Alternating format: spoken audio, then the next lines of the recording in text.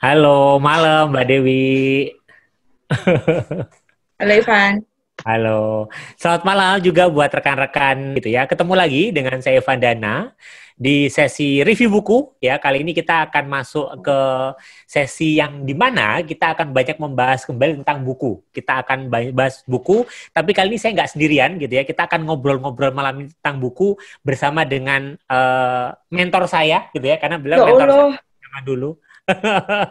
Dari zaman di perusahaan dulu, beliau mentor saya lah. Dan termasuk sosok yang berjasa gitu ya. Karena merubah arah kehidupan saya ketika itu. Gitu. Beliau adalah Mbak berat Visa. banget. Aduh, aduh. Halo Ivan. Halo Mbak Dewi. Boleh perkenalan dong Mbak ke Oh, teman-teman yang perkenalan lagi ya. mendengarkan. Nama, aktivitas, hobi mungkin, kesibukan apa? Boleh tuh. Halo teman-teman. Ini dengan Dewi. Facebooknya Dewi Simple ya. Jarang sih sebenarnya pakai akun Facebook. Cuman karena Ivan mau live Facebook, oke lah. Sekarang sih aku masih bekerja ya di BFI Finance, di bagian learning. Kalau kesibukan ya sekarang WFH. Seperti kebanyakan orang pada yang lainnya WFH gitu kan. Terus hobi baking. Aku sekarang hobi baking. Kelihatan lah ya dari mukanya sama ininya, pokoknya baking. Suka baking, suka baking karena suka mencoba hal yang baru dan yang sudah ada teorinya. Jadi makanya beda ya antara baking sama masak. Kalau baking itu kan udah ada rumusnya dan udah teruji, makanya aku lebih suka hal yang kayak begitu. Gitu sih. Oh, I see. Beda ya Mbak. Saya baru tahu loh. Beda. Baking sama Beda banget. masak beda ternyata ya. Beda. Beda banget. Ah, oke, oke, oke, oke. Siap, siap. Gitu. Dan mungkin teman-teman tadi juga sudah mendengarkan beliau aktivitasnya. Beliau adalah learning, aktivitas saat ini lebih banyak di learning gitu ya. Dan hari ini kita akan coba ulik-ulik gitu ya. Untuk orang learning yang biasa berkutat dengan pengembangan diri, kira-kira buku pengembangan diri apa sih yang mengubah hidupnya gitu ya. Karena kalau Ya saya Mbak Dewi, Allah, berat banget Ivan. kenapa akhirnya saya itu bikin rubrik gitu ya atau podcast tentang buku yang sekarang juga sudah live gitu ya di Spotify. Ya karena salah satunya saya merasa banyak perubahan dalam kehidupan yang saya rasakan karena baca buku. Hanya karena baca buku gitu ya. Jadi kalau banyak orang yang bilang untuk mengubah kehidupan lakukan banyak hal, kalau saya mengubah kehidupan salah satunya melalui baca buku. Dan kali ini kita akan coba ulik-ulik. Cuman sebelum kita ulik panjang lebar, saya penasaran. Menurut Mbak Dewi ini, Mbak Dewi, dari aktivitas saat ini, sejauh ini, menurut Mbak Dewi, apa sih makna buku itu bagi seorang Visiana Dewi? Buku ya.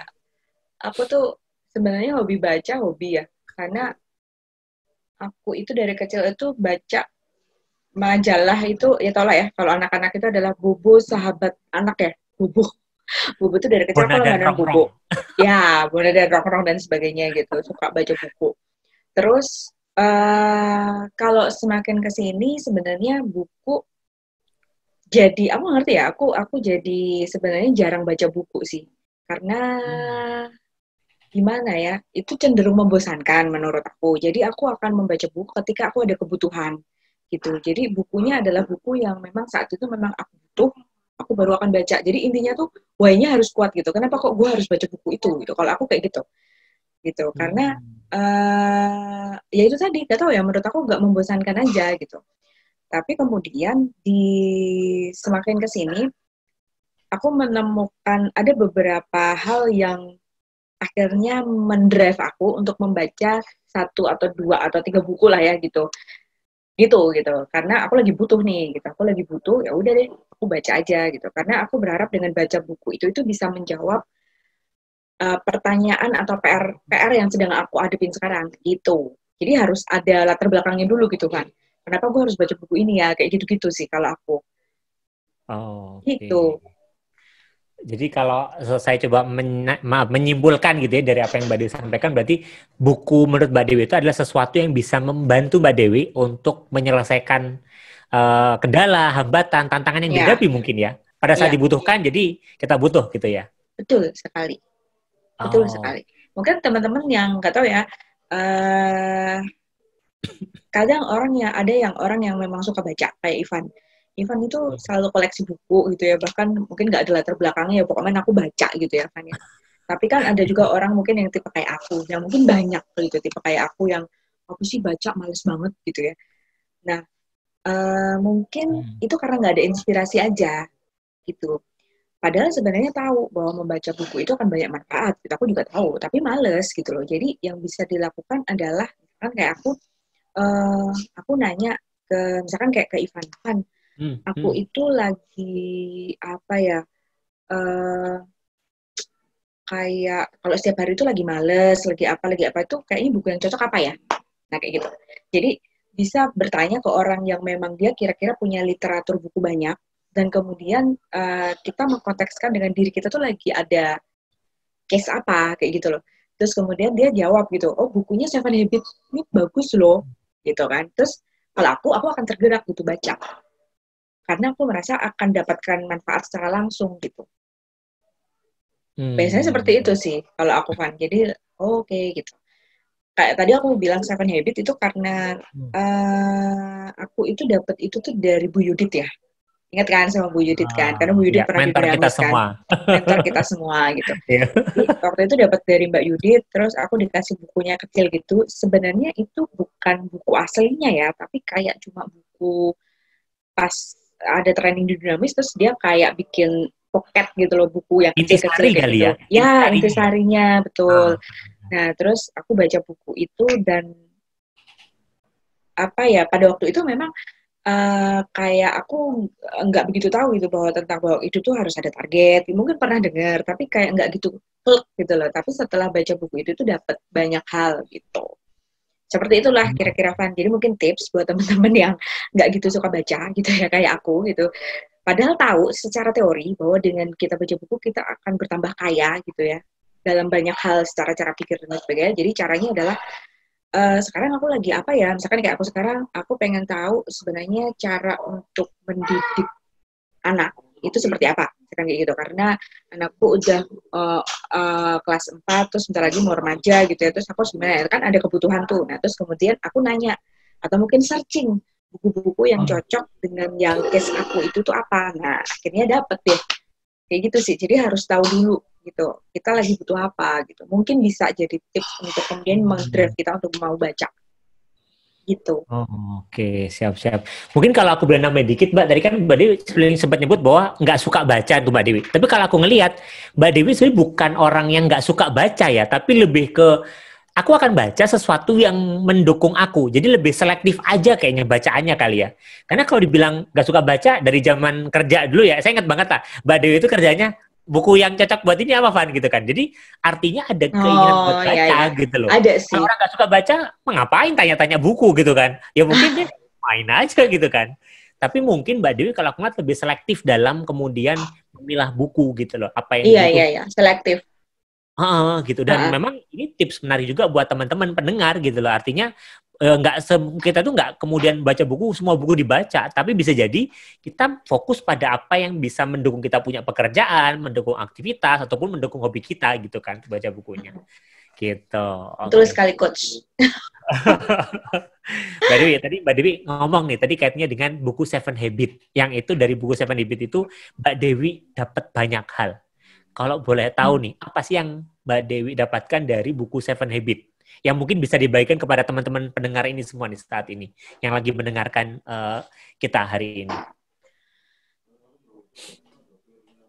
Oke, Seven Habit ya. Seven Habit kan sebenarnya isinya ada 7 habit itu ya. Cuman kalau aku tuh fokusnya yang ngena banget dan sekarang masih selalu membuat diriku ter-reminder dan kemudian juga aku berusaha masukkan value itu ke anakku gitu ya pakai storytelling itu ya basic aja lead yourself gitulah cara kita mengelola diri kita sendiri karena itu basic untuk semua hal sebenarnya kayak yang gimana sih kamu harus punya target gitu ya terus kemudian gimana sih kamu harus menjadi orang yang proaktif tidak menyalahkan situasi tapi fokus pada solusi seperti itu terus kemudian time management nah hal yang kayak begitu sih Pan sebenarnya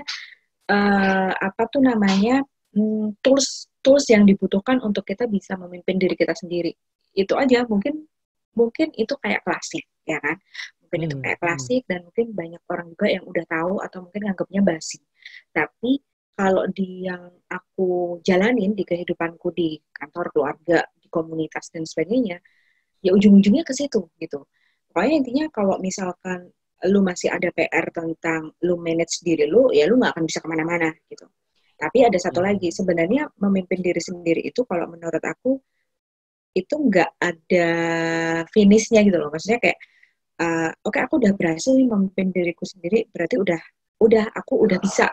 Padahal nggak seperti itu. Kenapa? Karena permasalahan itu kan selalu berbeda ya setiap hari ya. Jadi sebenarnya menurut aku memimpin diri sendiri itu yang kayak target, kayak proaktif, kayak time management itu sebenarnya adalah pembelajaran seumur hidup gitu. Kenapa? Karena situasi kita terus berubah gitu. Seperti itu gitu. Jadi kayak ya terus-terusan aja sebenarnya, orang nggak ada aku udah selesai dengan memimpin diri sendiriku, aku udah bisa, itu nggak ada kalau menurut aku ya, sepengalamanku. Jadi kayak karena itu gerak terus, kasusnya gerak terus, orang-orang yang kita temui juga berbeda terus, situasi dunia juga bergerak terus gitu kan. Seperti itu sih. Dan sampai dengan sekarang itu sangat praktikal banget gitu. Masih sangat relevan kalau aku bilang di dalam kehidupanku sehari-hari. Terus sampai dengan yang anakku itu, aku apa tuh namanya, kan kita kayak storytelling gitu ya kalau mau tidur ya, itu tuh ya kayak gitu yang aku tanemin gitu. Pokoknya intinya kamu harus tahu kamu maunya apa, terus kemudian proaktif sama reaktif ya, itu wah itu pokoknya relevan banget lah, proaktif reaktif gitu. Intinya ya udahlah, nggak usah, ini kamu fokus ke yang kamu bisa ubah itu apa, dan itu masuk loh di anak kecil itu, dia cukup bisa masuk gitu maksudnya. Jadi tapi sih itu misalkan kayak apa ya, oke, kan sekarang itu lagi pandemi, sekolah dari rumah, orang nggak bisa ngapa-ngapain. Kalau kita mungkin lebih gampang untuk bisa beradaptasi, tapi kalau misalkan buat anak-anak kan lebih susah ya, gitu kan. Nah, tapi dengan cara ya storytellingnya nggak yang sekali ngomong langsung kemudian dia berubah mindset, kan enggak ya. Tapi sebenarnya itu bisa sedikit-sedikit memberikan dia cara pandang atau cara pikir gitu loh. Misalkan dia kayak, aduh males aku kayak gini mulu ya, ngapain sih zoomnya ngadet lagi kayak gitu-gitu. Nah terus emang terus kamu bisa apa? Ya nggak bisa ngapa-ngapain, ya udah gitu. Terus gimana? Ya udah kalau misalkan kayak zoomnya ngadet, kira-kira mau gimana? Ya udah berarti kelasnya jangan ikut yang di lantai 2, karena di lantai aku kan pakai wifi ya. Di lantai 2 itu memang pakai AC, tapi wifi-nya nggak kenceng gitu. Ya udah berarti di lantai 1 kayak gitu. Jadi akhirnya dia diajarkan untuk fokus sama solusi. Terus misalkan kayak dia bosan banget ya, corona ini gimana sih, bikin sebel aja deh, gimana sih ini dunia kayak gitu-gitu tuh. Anak zaman sekarang tuh udah ngomongnya kayak gitu-gitu. Siapa sih sebenarnya yang menciptakan corona gitu, bikin jadi nggak bisa pergi les, nggak bisa main sepeda, nggak bisa piknik kayak gitu, karena kita udah punya planning, misalkan pengen mudik lah, pengen piknik gitu kan, jadi nggak jadi semua ya. Terus aku bilang, ya ini memang harus kayak begini. Terus kita harus gimana? Yang ada adalah ya berdoa aja vaksin bisa ditemukan dengan segera dan bisa kita punya gitu kan vaksin yang benar. Terus habis itu corona nggak bakal bisa hilang karena kita harus berdampingan dengan corona. Terus gimana? Terus kamu sekarang belajar untuk ini aja, berpikir supaya nggak bosen. Caranya gimana? Coba pikirkan. Nah, terus akhirnya si anakku itu jadi dia punya apa ya, aktivitas setiap malam itu untuk membuat jadwal akhirnya, Van. Karena dia biar bisa tahu gitu, besok aku mau ngapain. Jadi itu sebenarnya cukup meminimalisir dia punya kebosanan. Gitu.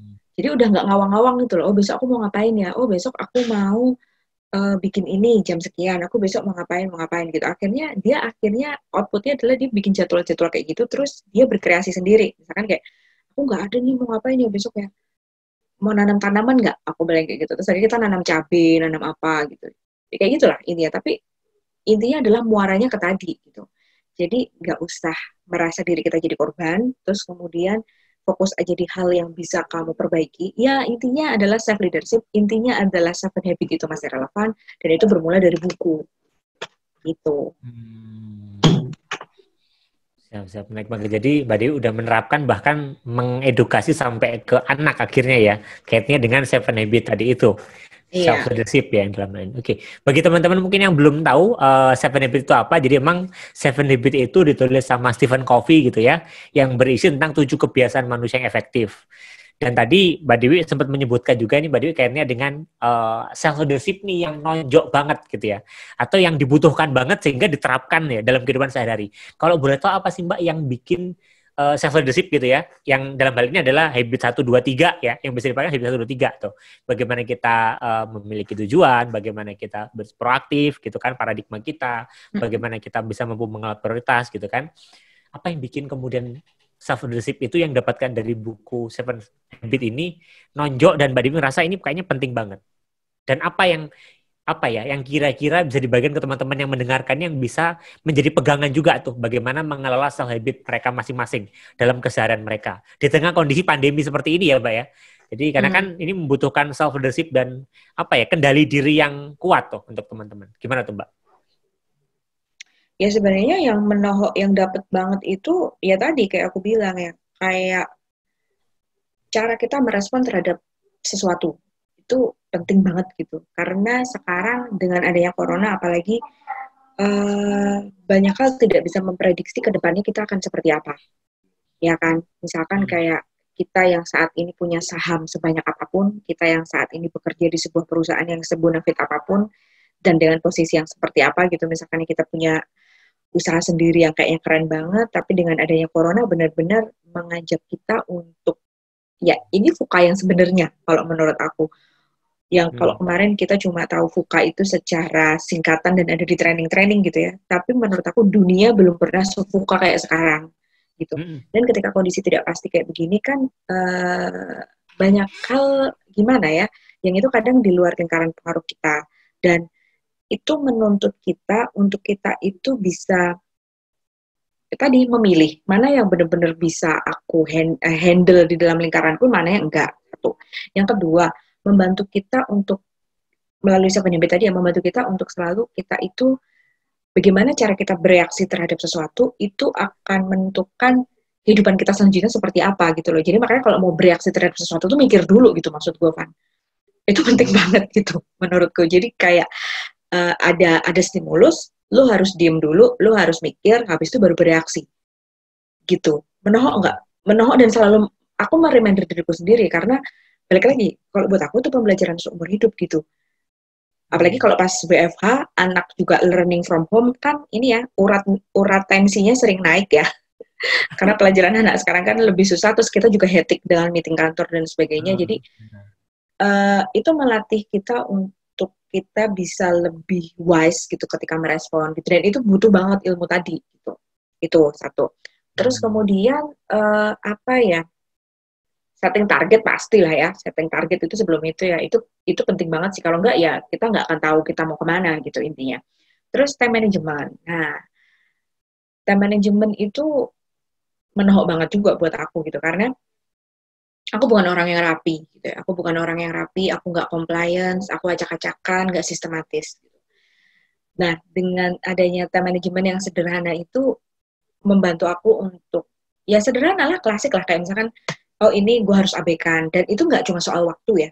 Nggak cuma mengenai waktu ya. Mana yang aku prioritaskan sekarang, mana yang aku abaikan, mana yang aku tunda dan sebagainya. Itu nggak cuma soal waktu kalau menurut aku time management. Tapi juga cara kita untuk mappingin pikiran gitu. Mana yang sekarang aku mau pikir, mana yang itu memang gak mau gue pikir, mana yang itu aku simpen dulu di ruang yang sebelah mana untuk aku pikirkannya nanti malam, itu sampai aku jadwalin, Van. Gitu. Karena aku pernah cerita sama dirimu dan mungkin beberapa orang yang kenal sama aku mungkin tahu, kayak 2 tahun yang lalu tuh aku sempat ngalamin yang, apa sih kalau overthinking ya. Aku orangnya overthinking, suka overthinking gitu. Dan pada waktu kemarin itu bener-bener overthinkingnya itu bikin sampai stres banget gitu ya. Mungkin orang mikir, apaan sih, Wi? Lu juga gak ada masalah aja sampai stres. Tapi beneran, itu sampai stres banget. Dan itu terjadi karena aku memikirkan sesuatu itu memikirkan banyak hal dalam satu waktu. Gitu. Mikirkan A, B, C, D, E, F, G. Akhirnya overthinking. Semuanya kepikir, dan semuanya itu tentang kekhawatiran. Gitu. Dan akhirnya di situ, aku pakai yang toolsnya si time management tadi, tapi lebih ke bagaimana mengelola pikiran sih sebenarnya. Jadi kayak yaudah, sekarang memang yang lagi aku memikirkan adalah A, yang B-nya aku pikirkannya nanti malam, yang C-nya memang aku nggak mau pikirkan, yang D-nya aku pikirkannya besok pagi, misalkan kayak gitu. Atau yang ini aku akan kasih ke timku untuk mereka yang pikirkan, kayak gitu. Jadi nggak semuanya itu numpuk di aku, kayak gitulah. Nah jadi mungkin tipsnya buat orang-orang yang overthinking mungkin bisa diterapkan, kayak gitu sih. Sampai itu juga ini ya, ada batas waktunya. Maksudnya kayak aku mau memikirkan ini coba jam segini sampai jam segini. Dan bersyukurnya itu aku bisa ya, karena mungkin aku orangnya overthinking tapi cuek gitu loh. Gimana ya, bingung ya. Overthinking tapi aku juga sebenarnya gampang lupa gitu, gampang nggak pedulian itu gampang gitu. Bukan orang yang selalu kayak mengingat sampai yang mendendam gitu, bukan gitu.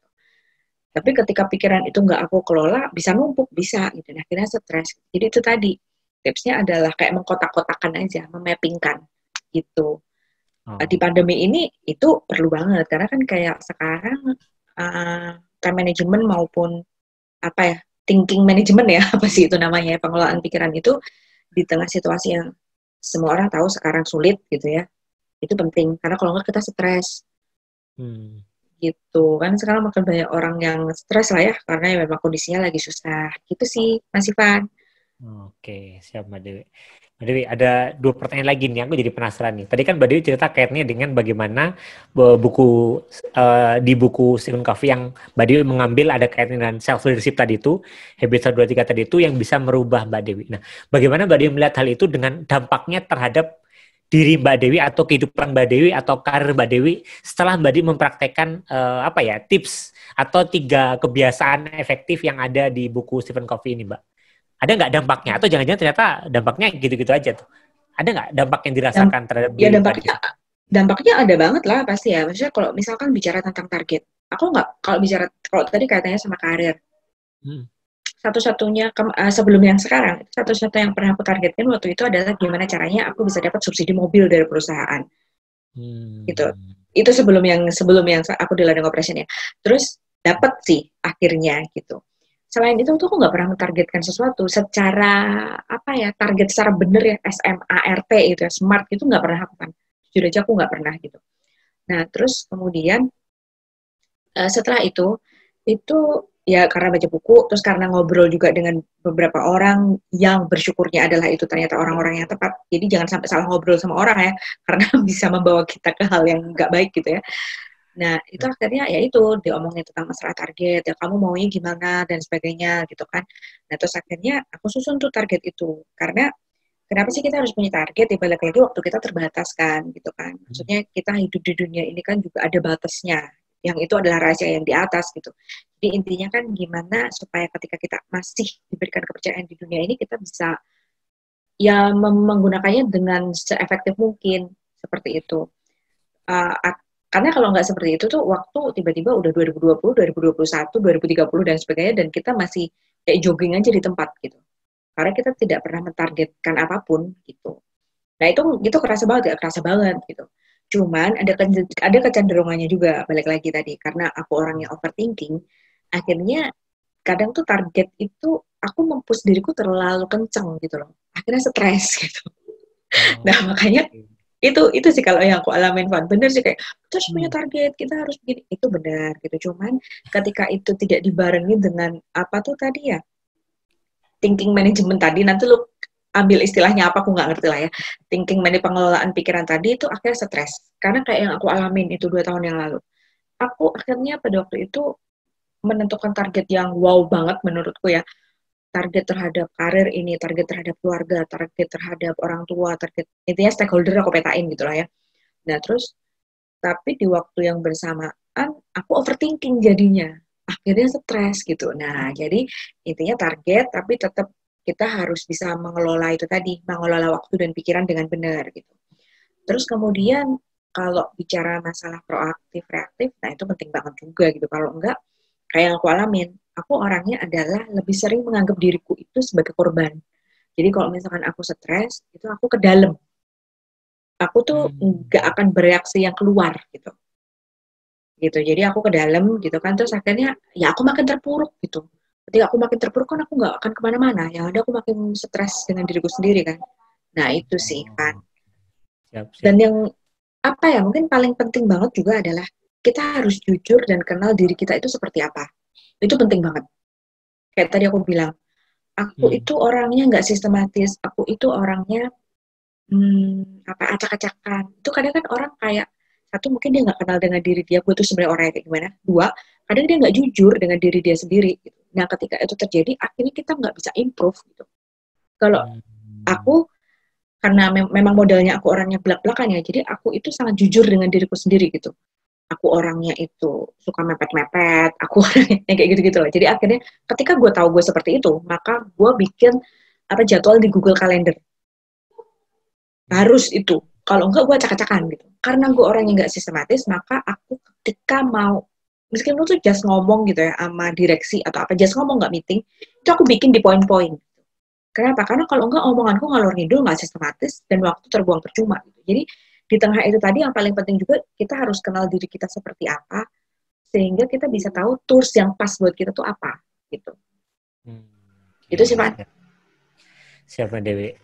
Ini menarik banget ya. Tadi Mbak Dewi sudah menyampaikan kaitannya dengan ternyata apa yang telah Mbak Dewi praktekkan tadi itu dari buku tadi itu ternyata bisa berdampak positif terhadap kehidupan real saat ini yang Mbak Dewi rasakan.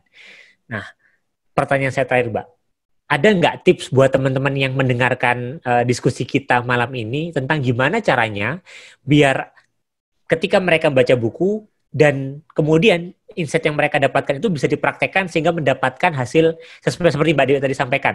Bagaimana biar ilmu yang mereka dapatkan, pengetahuan yang mereka dapatkan dari buku itu bisa benar-benar menghasilkan dampak yang real terhadap kehidupan mereka. Ada nggak tips dan triknya Mbak buat pendengar kita semua saat ini? Biar mengikuti Mbak Dewi gitu, biar juga dapat impact dari apa yang mereka baca dan mereka konsumsi sehari-hari. Oke.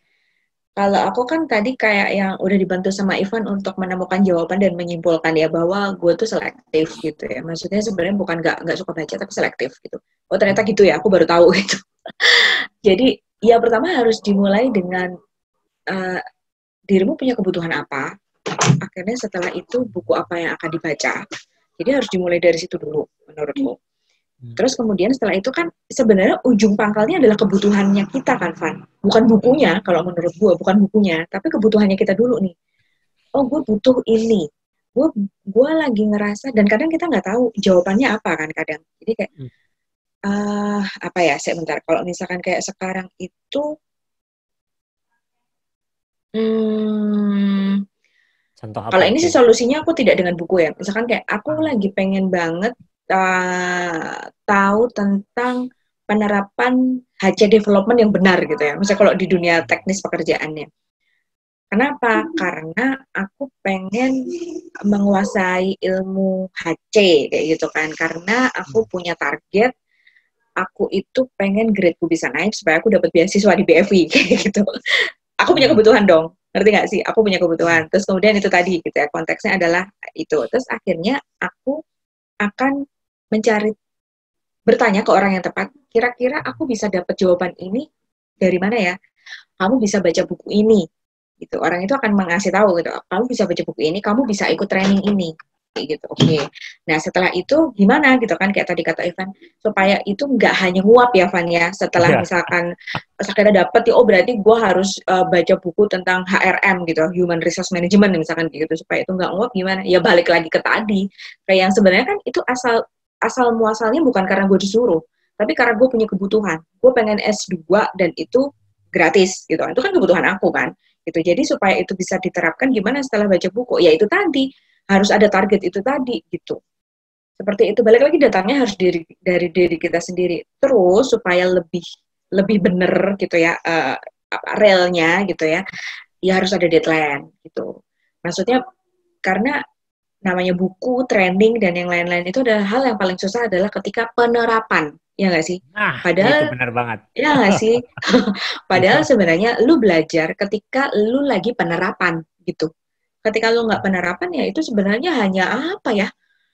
Ya hilang doang lah kalau menurut aku mah. Pokoknya intinya harus ada penerapan, meskipun itu kecil, nggak apa-apa.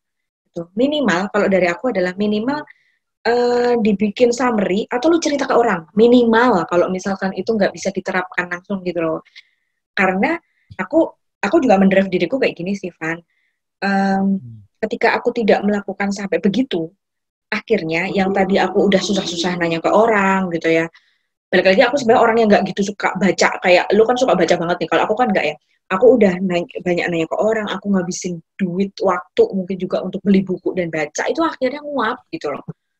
Jadi itu harus ditanamkan ke diri kita gitu. Ayo, dan itu memang harus di-push. Kita harus nge-push diri kita sendiri. Susah nggak? Susah. Tipsnya gimana caranya supaya kita tetap ada di reel itu supaya buku kita nggak nguap? cari teman bicara yang senang baca buku kalau gue. Serius, karena itu ngimpact. Karena kayak misalkan aku sama kamu gitu ya maksudnya. Sama Ivan gitu kan. Ivan itu tahu banyak hal dengan baca buku. Terus kadang gue nggak nyambung kadang kalau omongan gitu. Ini buku ini bagus. Wah, pasti aku ramudeng gitu. Jadi aku kan orangnya, itu balik lagi, kita harus mengenal diri kita ya. Aku orangnya tuh kompetitif kan. Jadi aku tuh nggak mau kalah gitu loh. Oh, Ivan ngerti, aku kurang ngerti ya, misalkan kayak gitu kan. Jadi itu mendrive kita untuk mau baca juga gitu loh. Jadi tetap sih lingkungan komunitas itu penting kalau menurut aku. Oke. Gitu. Siap. Kesimpulannya gimana tuh? Pokoknya kayak gitulah tadi gue bilang. Harus ada why-nya dulu. Why-nya itu datangnya bukan dari atasan, bukan dari pasangan, bukan dari teman. Mereka cukup jadi inspirasi aja. Cuman yang memutuskan bahwa gue mau ngejar ini, itu harus kita. Kayak aku tadi, gue pengen ngejar beasiswa S2-nya BFI gitu ya. Karena gue gak punya duit kalau bayar sendiri gitu kan. Terus, berarti gue mau ngejar itu dengan, ya udah di HC aja deh. Berarti kayaknya gue yang masih kurang adalah gue ilmu HC development gitu kan. Berarti gue cari buku nih, HC development. Nah, why-nya ini harus kuat nih. Setelah aku baca bukunya, supaya ini tidak nguap, ya itu tadi. Harus punya deadline, terus harus diterapkan. Kapan itu deadline itu mau dilakukan gitu ya. Seminim-minimalnya ketika tidak sampai penerapan adalah sharing. Atau mungkin bikin summary yang bisa di-post. Gitu. Di-post kemana gitu. Kayak gitu sih. Terus kemudian cari komunitas atau temen lah. Kalau misalkan komunitasnya kayaknya gede ya. Kita kan sebenarnya cukup tahu gitu orang-orang yang suka baca itu siapa gitu. Tapi bacanya yang baca yang bener ya maksudnya. Jadi ya udah kita temenan aja sama dia gitu. Karena kayak yang Ivan sampaikan tadi pas kita sharing di awal ya, maksudnya apa yang kita baca, apa yang kita temenan sama siapa, apa yang kita tonton, ya itu kan mempengaruhi pola pikir dan sebenarnya itu kan menentukan hidup kita ke depannya kayak gimana. Gitu kan. Mantap banget teman-teman. Jadi ini mungkin buat rekan-rekan pendengar bisa mengambil banyak insight dan pembelajaran kali ya tentang, karena banyak orang yang juga mungkin masih merasa, aduh aku malas baca buku. Sebenarnya mungkin teman-teman bukan malas, tapi belum dapat aja buku yang pas gitu loh. Buku yang bisa pas untuk menjawab kendala teman-teman. Atau mungkin teman-teman nggak ada masalah, jadi tidak merasa membutuhkan sesuatu ide tambahan. Jadi tips buat teman-teman ketika ingin mendapatkan buku atau ingin meningkatkan minat juga dalam baca adalah harus tahu dulu apa yang mau dicapai dan why, kenapa harus baca buku itu gitu ya. Mungkin sesuatu yang bikin kita penasaran, sesuatu yang bikin kita itu pingin tahu gitu ya. Dari situ nanti mungkin kita bisa cari banyak literatur, salah satunya lewat buku.